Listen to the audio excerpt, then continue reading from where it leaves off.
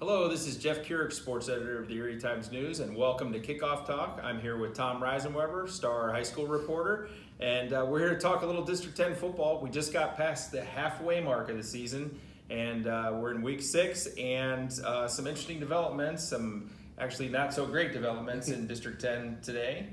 Yeah, Fairview is going to forfeit their game against Mercer's Prep this week. It's tough. Fairview started off the season, I believe, in the high 20s or low 30s on the roster, yeah. And so many injuries. They wouldn't have canceled this game if they didn't have to. So they have a lot of injuries, and it's just not going well over there. Hopefully they get healthy to play their last couple games, but it's been a rough season. And, Nathan Liberty's done a great job trying to save this program. Last year he came in, numbers were really low, got them through a season, so it's tough right now. And, of course, they were going to play Mercyhurst Prep in a home game this week. They have Corey next week, so we'll see if they can get healthy enough to get enough players on the field to feel like they're fielding a competitive varsity team. They still have freshmen and sophomores, but may not be ready to come up and face that type of rigor. So we wish them well. Unfortunately, Tom, it's sort of a trend we're seeing in some areas, both I guess mostly in Erie County and in Mercer or in Crawford County.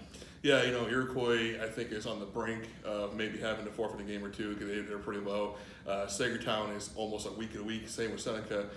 Those coaches are all trying their best to keep these programs going, but we may see some consolidation in the future here. Look at the Whitfield, they had 2 forfeits, one this week, one last week because of injuries. It just seems like it's more of a reality because roster sizes are shrinking so much. And that's a shame for high school football fans like us and people in the area. Let's talk about this week. We have an interesting thing in that we have a Thursday night game with Cathedral Prep, which has faced two tough opponents the last 2 weeks, St. Ed's and Benedictine, both from Ohio, and lost both of those games. And now Prep has to go to Maryland to face Fort Hill. Yeah, and they've won state championships, I think, for the last 5 years or 4 years, and the only time they didn't win one was they were in the state championship game. So Fort Hill, people might remember them from, 7-8 years ago. They played Central Tech and kind of beat them up pretty good. Did not come up to Erie, refused to the next year. So I'm not sure if we'll see Fort Hill up here next year, no matter what happens. But Prep, they were pretty beat up in that Benedictine game, and they need to get healthy because next week is McDowell week, so it's going to be a tough game for them. So what a stretch of games for them. Yeah, it's just it's a brutal part of their schedule. Originally it was a bye week because they couldn't find any team. I think it was around end of July. We had to change the magazine at the last second because they found this game, but I'm not sure it'll work out for them. Well, you have to give them credit for scheduling. Yeah. Rather than taking a bye and sort of getting ready for McDowell, they're facing a pretty darn good program from Maryland. Yeah, and it's one of those programs that just won't leave their town. You get to come play them.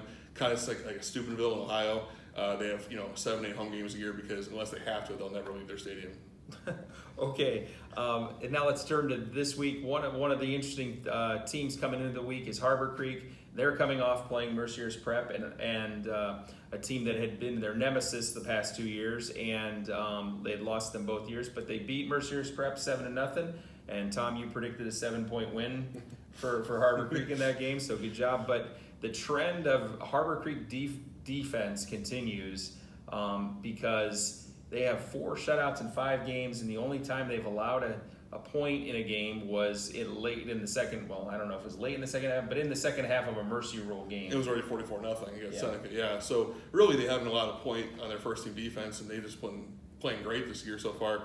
I was talking to Coach Buszewski about that. He said that they're playing with their hairs on fire, just kind of going after the ball carrier. A lot of teams are done tackling Steve Smith after the halftime because he's so big and powerful, but Harbor Creek just kept at him in that second half, and to shut out Mercyhurst Prep, not only beat them but shut them out, is pretty impressive. Yeah, and we talked about earlier in the season, one of my favorite stats from the year is Cam Williamson. First 3 games, sophomore linebacker, first 3 games of the season scored a defensive touchdown, which, again, I don't even remember anybody doing in the past. Harbor Creek has Girard this week. Yeah, and Girard's one of those teams that's been kind of up and down. It's hard to really get a read on them. I just think Harbor Creek's biggest enemy this week is themselves. You don't want an emotional letdown after striving so hard to beat Mercyhurst Prep and beating them. You don't want to go lay an egg against Girard. So that's going to be a kind of interesting game. Depending on how Harbor Creek comes out. The good thing it's a home game. They're back in their same atmosphere. They don't have to go on the road. So, and Girard could be walking into a really tough team if Harbor Creek's fired up. I get the feeling that Harbor Creek's a team that's not going to have an emotional letdown. It's just me. on that, the way they're playing. Also, another 5-0 team in Erie County, the only other one, McDowell, coming off a lopsided win over Erie High where they really controlled the game. They have Hollidaysburg coming in.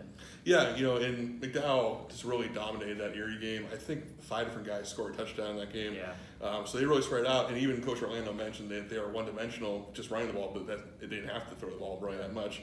So that was kind of a precursor for the D10 championship. So Erie's got to really clean some things up if they want to compete for that D10 title. Hollidaysburg comes in.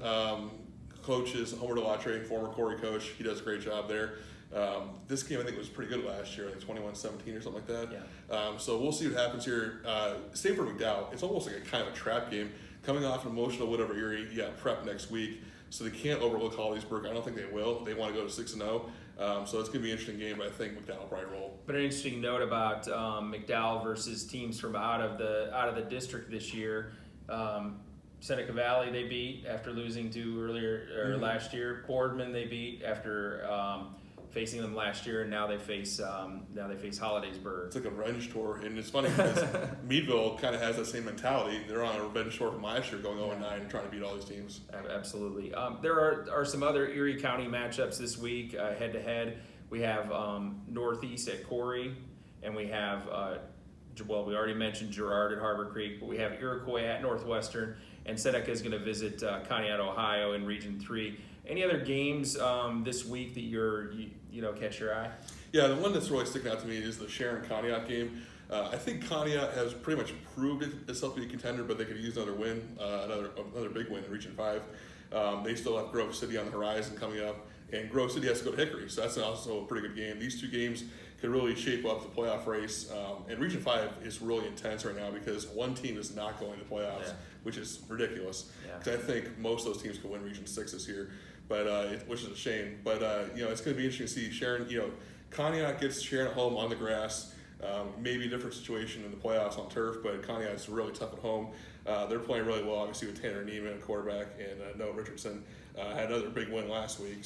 And Neiman kept up his run of he's on a pace for well over 1,000 both passing and rushing, and he had over 100 last week again in both. Yeah, he ran for 109 and 1 touchdown, 13 carries, and threw for 151 and 2 touchdowns. Noah Richardson ran for a touchdown, caught a touchdown pass, and then Devin Neal stepped up with 200 yards rushing and 1 touchdown. So Conneaut just really figuring out all those weapons right now. Let's turn our attention to Region 2, where you have an interesting matchup, Union City against Maplewood. Maplewood coming off a really nice win, did it all against Reynolds. Yeah, that's a big win for them. Reynolds was right in that game. Just had some turnovers that cost them a lot. J.D. McFadden rushed for 2 touchdowns and threw for 92 yards. Didn't have to really throw too much. Caleb Donor, 192 yards and 2 touchdowns on 19 carries in that game. So they're coming off a big win. This, I think, is pretty much the Region 2 championship game. Union City's rolling right now with a nice win last week over Mercer. But it's going to be tough for them to go down to Guys Mills and win this game. And this sort of sets up, too, where everybody sort of considers Farrell to be the team to beat in Class 1A, but one team was going to have to step forward, and it appeared it might be Reynolds. Now it appears it might be Maplewood. So it'll be interesting to see if anybody can challenge Farrell, which opened with 2 losses, but ever since then has been rolling. One other interesting one there is the Sagertown at Cochranton game. Yeah, both teams are struggling, so someone's going to get their first win this year.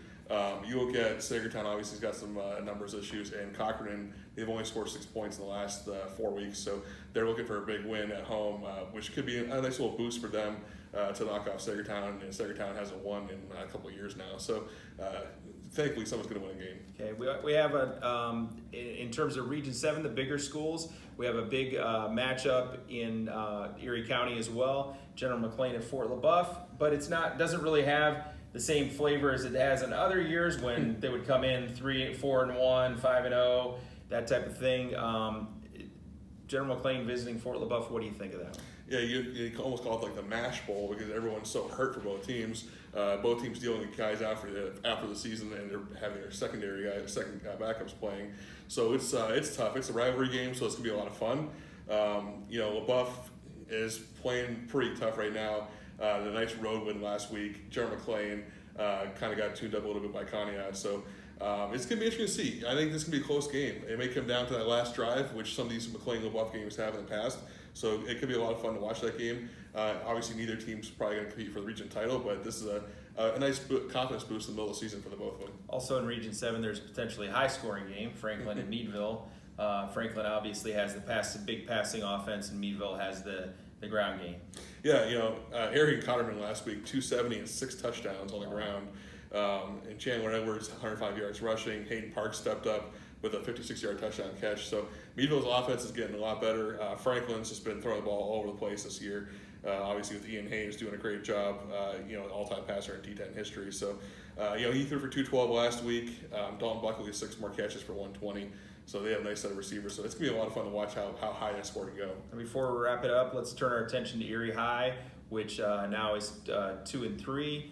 And coming off the loss to McDowell, and they visit Dubois, who has shown that they can score. Yeah, I have no idea what's going to happen in this game. Dubois almost knocks off Oil City last week. They go for 2 with 5 seconds to go and almost pull that off. And a great moment in that game with an injured player from Dubois and Cam Russell helping him off the field, and a great show of sportsmanship. Cam Russell's run for 2 touchdowns in the last week. Noah Petro ran for 206 and against Dubois, and the offense just went crazy. So Erie High, they got to bounce back at some point if they want to make a run here. So this is going to be interesting to see what they can do. Trayvon Tate may see some more play at quarterback. And so you have 2 guys in the backfield that can both throw the ball with him and Jill Granberry. So it's going to be – I just have no idea what's going to happen. Yeah, and I would be shocked if the over and under on this shouldn't be over 70 because combined. So it'll be interesting to see if the offenses are clicking that night. Anyway, that's all we have for today on Kickoff Talk. Look for our call and the District 10 rankings both online at goerie.com and in the Erie Times News. We'll have full coverage Friday of all the weekend's games and a little bit about Prep's game in Thursday's edition. And check out goerie.com and Varsity Prime for coverage of Friday night's games. No Saturday games this week, nope. So join us and look in Saturday's Erie Times News for all the coverage you need for District 10 football. Thanks a lot.